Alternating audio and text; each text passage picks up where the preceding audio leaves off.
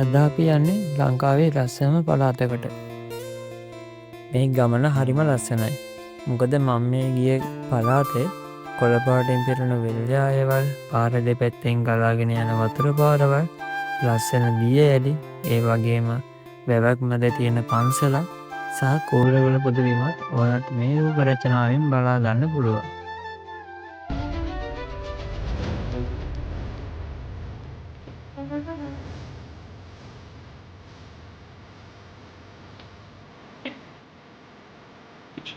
ඉතින් මේ තමයි සුන්දර පල්ලෝක.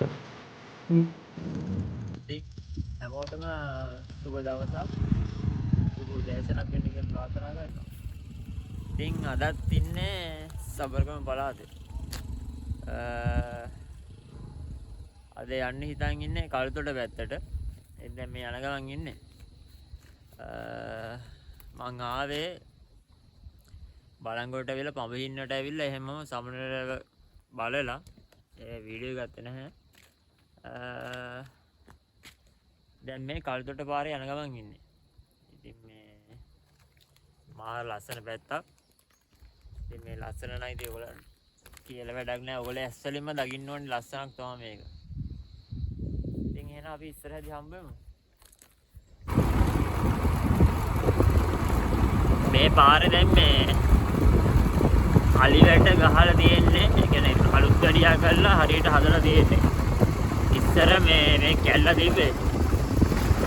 මේ පාරේ අලි ඉන්නවනේ. ගොඩක් අය ඉතින් මේ පාර භාවිතා කරන්නේ අත්‍යවශ්‍යම කෙනෙක් විතර මේ පාරේ යන්නේ. මේ පාරේ ඉතින් මාර ලස්සනයි.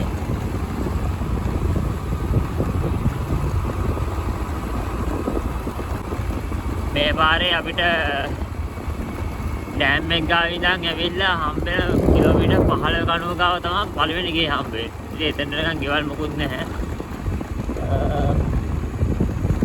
එතන තමයි පළවෙනි ගේ හම්බෙන්නේ.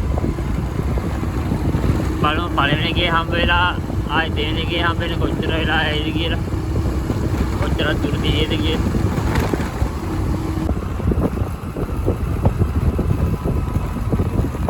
දැන් නම් ගෙවල් තියෙනවා.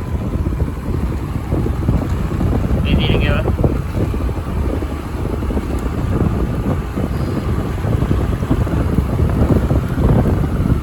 දැන් නම් දිගටම ගෙවල් තියෙනවා. ඉතින් මම හිතුවා කළුතොට සංචාරය අපි මුලින්ම කූරගල පුදමේවටත් ගිහිල්ලා යන්න. ඉතින් ඒක දැන් හදලා තියෙන්නේ. ගිහිල්ලා බලමු එහෙමනම්.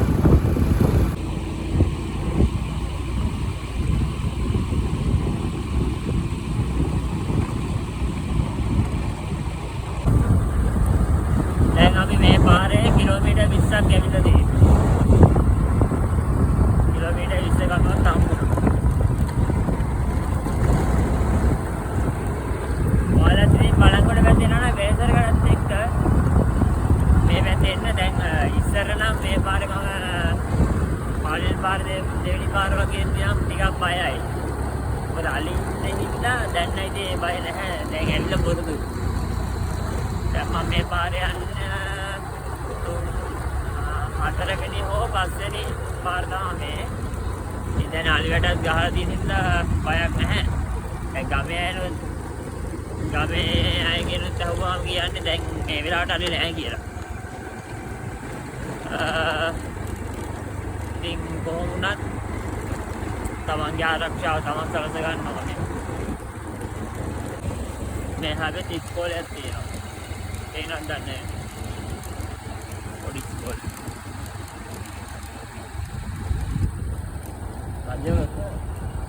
රජවක මහා විද්‍යාලය.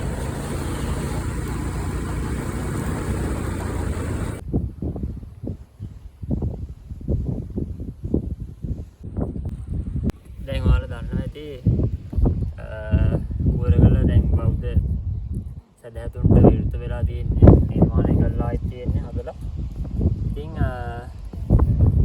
ඔයාලට ආවොත් මේ ස්ථානයේ ගල්ලෙන් විශාල ප්‍රමාණයක් දැක් ගන්න පුළුවන්.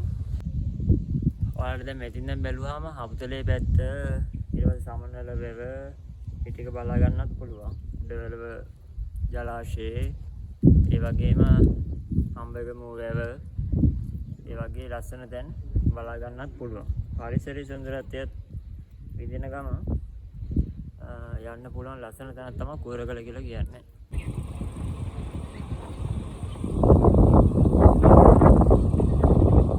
ඊළඟදී ඔයාලට යන්න පුළුවන් අනිත් තැන තමයි දූවිලි ඇල්ල. ඉතින් අපි යන්නේ එතෙන්ට මෙතන ඉඳන් කුවරගල ඉඳන් අගරතොරණ ගාව ඉඳන් තිබ්බේ කිලෝමීටර් 5.1ක් කියලා. ඉතින් දකුණට දාලා කිලෝමීටර් 3ක් එද්දී ආයෙත් තියෙනවා වංගල පැත්තට. ඒ කියන්නේ බෝට් ගහලා තියෙනවා.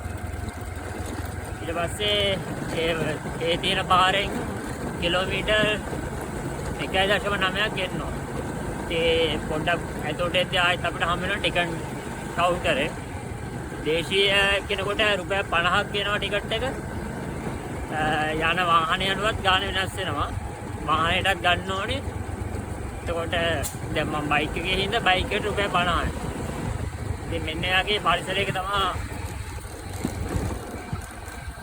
යන්න තියන්නේ. ඇතුළට යන්න ඕනේ. ඒ කියන්නේ පල්ලමට යන්න ඕනේ. අපි දුවිලෙල්ල ගාවටම යතේ. වාහනේ යන්න පුළුවන්.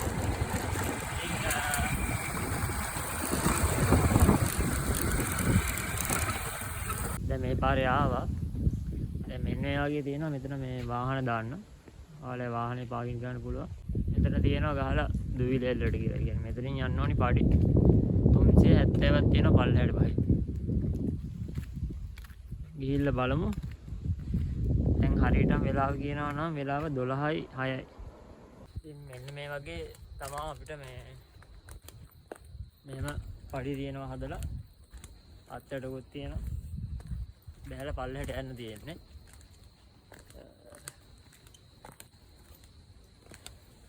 දුවිලැල්ල නිර්මාණය වෙන්නේ වලවේ ගඟේ.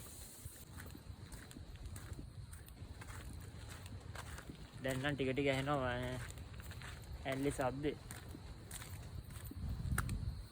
ඔයාලට ඇහෙනවද දන්නේ නැහැ. ආයෙත් ඔන්න අපිට හම්බුණා පඩි. මේ වගේ පඩි ටික බැහැගෙන තමයි දැන් යන්නේ. පඩි ටික ඉවරයි. දැන් මෙන්න මෙතනින් අපිට යන්න තියෙන්නේ පල්ලමට. මෙතන මේ දූවිලි ඇල්ලට කියලා ගහලා තියෙනවා. ඉතින් අර අතන තියෙනවා පොඩියට සෙල්ලම් ගන්නවා වගේ හදපු තැන. ඉතින් මේ බලන්නකො මේක මේ. මේක දගිද්දි මාරම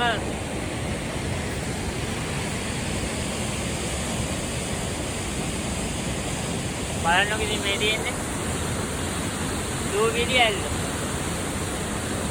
මාර ලස්සනයි වතුර ගොඩාක් තියෙනවා. ඉතින් මේ ගැන කියනවනම් මේක පෝෂණය වෙන්නේ වලවේ ගඟේ. ඉතින් බලමු අපි අර පැත්තට ගිහලා බලමු කොහොමද කියලා තත්ත්වය.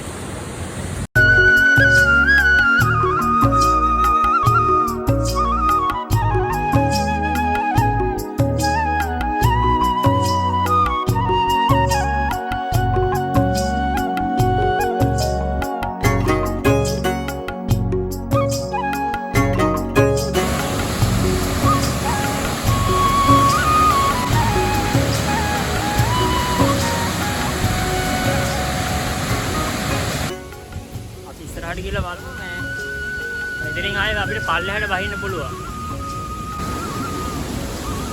ඉතින් ඊට වඩා තව මොනවද මේ ලස්සනද? ඉතින් මේ ලස්සන ගැන කියලා වැඩක් නැහැ. ඔයාලට මං කියලා දෙය ඇහෙනවද දන්නේ නැහැ.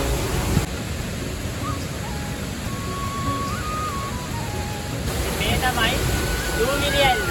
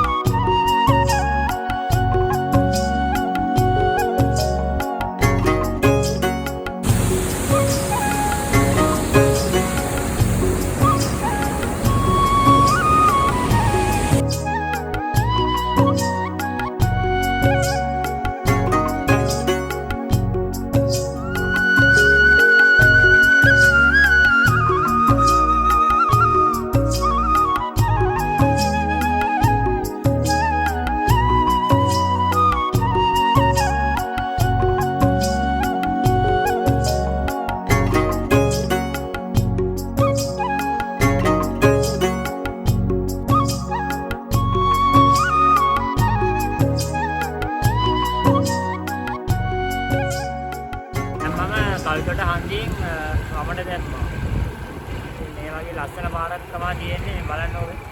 අයිලෙන් යනවා වතුර පාරක්. මම අහලා තියෙන විදිහට මේ පාර හදද්දි මේ ලොකු මේ ගස් තියෙන ලොකු ගස් ඒ ගස් ටිකක් කපන්න දුන්නේ නැහැලු මේ පාර ලොකු කරද්දි. ඉතින් මේ එක පැත්තකින් තියෙන ඇල අනිත් පැත්තෙන් ලොකු ගස් මාරම මේ ලස්සනක් මේ පාරට ගෙන දෙන්නේ. කොහොම හරි මම අහලා තියෙන විදිහට ළමේ මිනිස්සු එහෙම මේ ගස් කපනවට කැමති වෙලා නැහැ. ඉතින් ඒ ගස් එහෙම තීටි තමයි මේ පාර මෙහෙම හදලා තියෙන්නේ. ඉතින් මේ බලන්න කුඹුරු ආය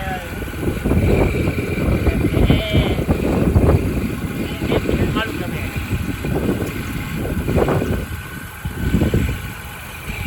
මට මේ ලස්සන කියලා නිම කරන්න බෑ.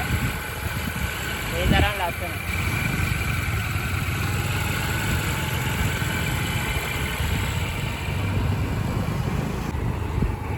ඊළඟට යන්න මම තෝරගත්තේ වැවක් නැත බංසලක් තියෙනවා. ඊළඟ මේ ගැන විස්තර කියන්න. එහෙනම් අපි ඉස්සරහට යමු.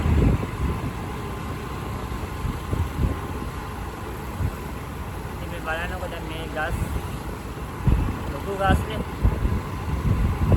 කැපුණා කොයිතරම් විනාශයක්ද?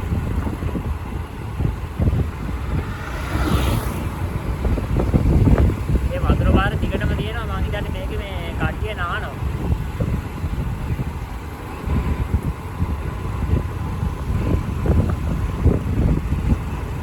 ආව්. මෙහෙ නාන්න පුළුවන් මේ වතුර පාරේ. දැන් වේලියේ පහු කරලා කොට වෙහෙර මංගඩ කියන ප්‍රදේශය අපි ඉන්නේ. දැන් මේ පාරේ අපිට යන්න ඕනේ. අර වැව හොයාගෙන. ඊළ බලමු ඉස්සරහට. මේ පාරේ ආව මෙන්න මෙතන තියෙනවා වැව මැද දූපතේ පන්සල කියලා. මීටර් 100ක් දුර. එහෙන් බලමු. අපි දැන් පළාත් දෙකකට ඇවිල්ලා තියෙන්නේ. ඒ කියන්නේ සබරගම පළාතේදී දැන් ඉන්නේ අපි ඌව පළාත. ධර්මාපාල රාමය දූපතේ පන්සල. දැන් මේ තියෙන්නේ එතන පන්සල. අපි දැන් මේකින් තමයි එතනින් යන්න ඕනේ. දූපතේ පන්සලට. මේ බෝධිය තියෙනවා.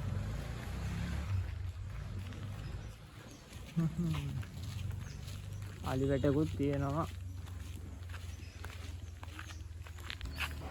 කණ්ඩි පිටිය වැව. මෙන්න මේ වගේ තැනකින් තමයි අපිට වැව මැද පන්සලට ඇතුල් වෙන්න තියෙන්නේ. සැකි සෑම විටම තම ආරක්ෂාව ගැන සැලකිලිමත් වන්න.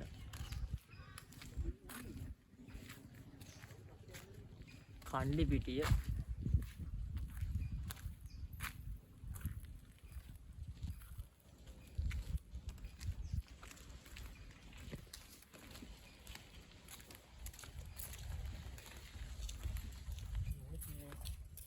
පාරක් තියෙනවා.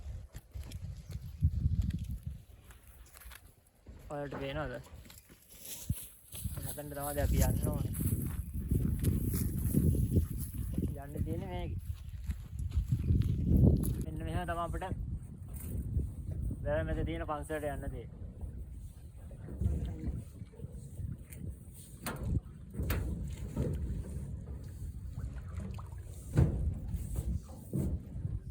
කවුරුත් නැහැ. තමන්ම ඇදගෙන යන්න තියෙන්නේ. බලන්න තියෙන ලස්සන මේ. වටේ තම අර පැත්තේ තියෙන කඳු.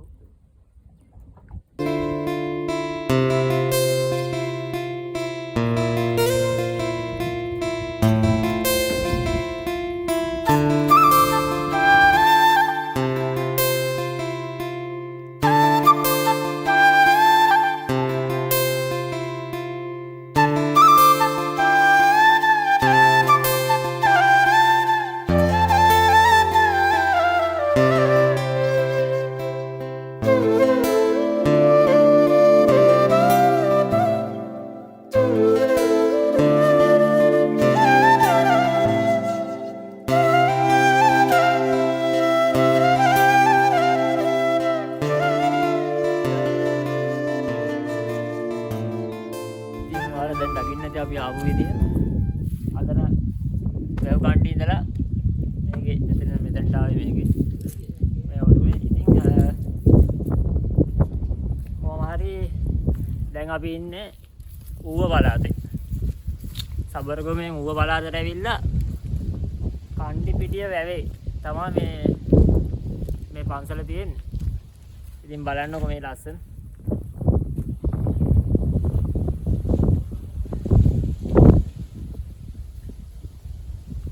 ඉතින් මේකට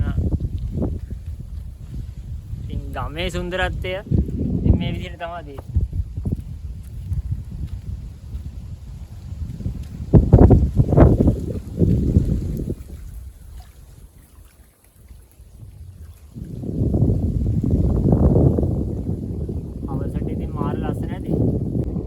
දැන් මම මේ බානේ පන්සලේ ඉන්නේ.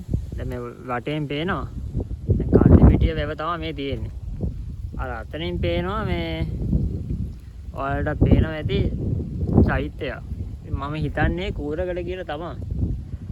ඉතින් මේ ගමේ විස්තරේ ගමේ කමතින් මෙහෙම තමයි ගෙවෙන්නේ. මාර නිස්කලංකයි. අපි ඇතුළට ගිහිල්ලා බලමු. දැන් මේක තාම හදාගෙන යන ගමන්නේදී. ඉතින් මෙන්න මෙහෙම මෙතනින් ඇතුළට යන්නදී.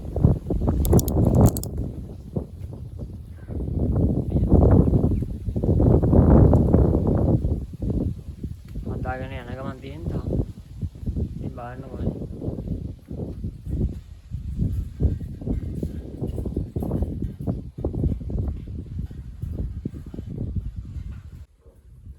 මෙතනින් ආයෙත් අපිට උඩට යත හැකියි. මෙතන තමයි චෛත්‍යයට වන්දනාමාන කරන් තියෙන ස්ථානේ. මෙතන.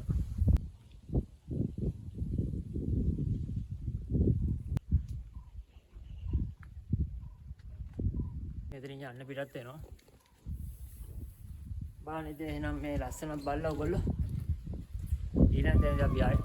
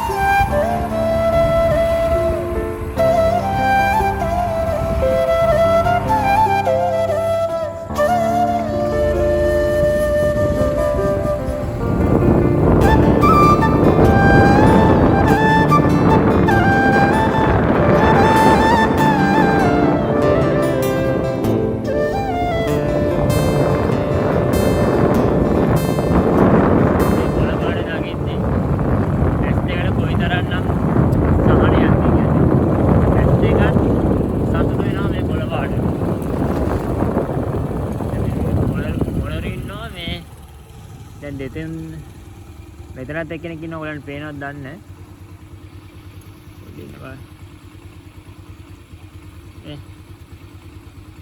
මොරු දැන් 3-4 දෙනෙක්ම දැක්කා.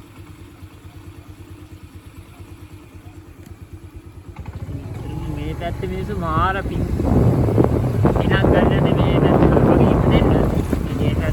මෙහෙමයි අපි හරියටම දන්නේ නැහැ. මේ මිනිස්සු සතුටින් ඉන්නේ කොහොමද කියලා.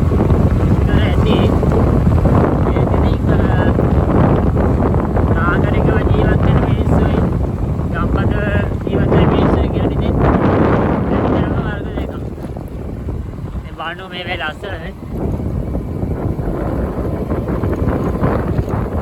ඔයාලට පේනවද දන්නේ දැන් අපි දැන් ඇත්තටම යන්නේ දීවිනියල්ල බලන්න. දැන් මේ ඔන්න මම දීවිනියල්ල පළවෙනි පාට දැක්කේ මෙන්න මෙතන. මේ තියෙන දීවිනියල්ල. ඉතින් තව ඉස්සරහට යන්න තියෙනවා. ගිහිල්ලා බලමු දීවිනියල්ල. මම පළවෙනි පාටම දැක්කේ මෙතන. බලන්නකො මේ ලස්සන.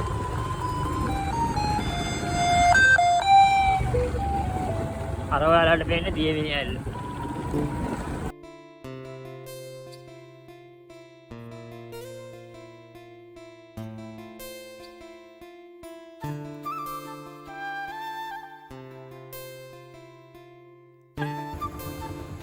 ඉතින් බලන්නකො මේවා දිහා බලන් ඉන්නවනම් බලන් ඉන්න දෙයකි දවස් ගණන්. ඉතින් මේ වගේ ගමක ඉපදෙන්නත් පින තියෙන්න ඕන. බලන්න හැමදාම දකින්න පුළුවන් ඉතින් මේ දිය.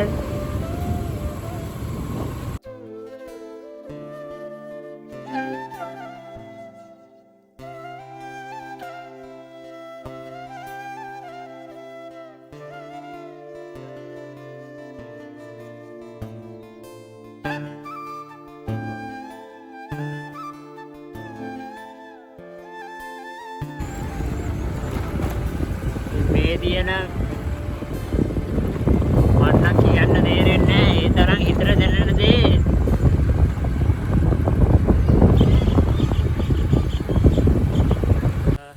මෙතන තියෙන පන්සල. මේ පන්සලෙන් තමයි අපි යන්න ඕනේ මේ දියැලට.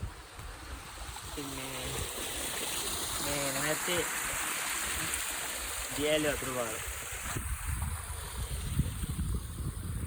යන්න කිව්වා මෙතන උඩට බෝධිගාවෙන් උඩට මෙන්න මේ වගේ අඩිපාරක් හම්බ වෙනවා. ඉතින් මේ අඩිපාර දිගේ දැන් යන්න තියෙන්නේ.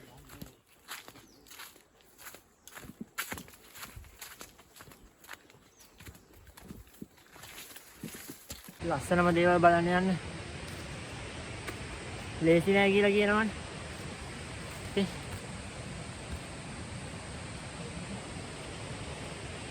කන්ද නැගගෙන දැන් අපි දියවන්න ආවිය හොයාගෙන යන ගමන් ඉන්නේ. කවුරුහරි වැටෙන්න ඕන මෙන්න තියෙන්නේ. දැන් ළඟටම ඇවිල්ලා තියෙන්නේ.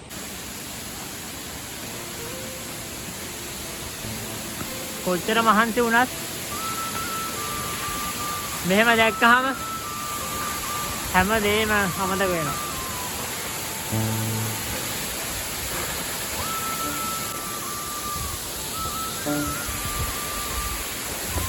ඔන්න ඉතින් මමත් ආවා දියවිනි ඇල්ල සොයාගෙන.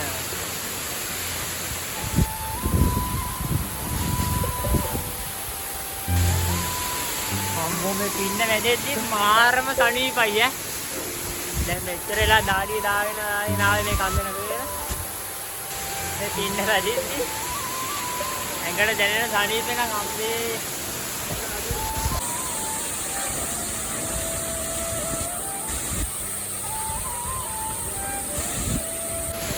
දියවින්න ගමේ තියෙන දේවගිරි රජමහා විහාරයට උඩින් තමයි මේ දියවිනේ ඇල්ල තියෙන්නේ.